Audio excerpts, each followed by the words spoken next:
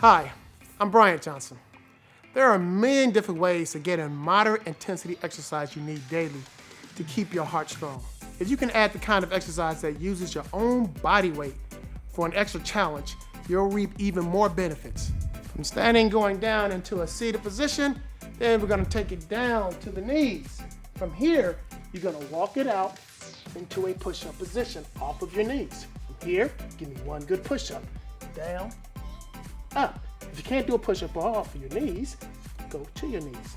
Legs up, take it down, up. Feet back down to your forearms, into a plank position. Hold this for 5, 4, 3, 2, 1. Back down to your knees, walk it back. There you have the body weight burn. Try to do at least 2 to 3 in the beginning. Then if you're feeling stronger, try to take it to 8, and then even more, try to take it to 10. Give it a try. I know you can do it.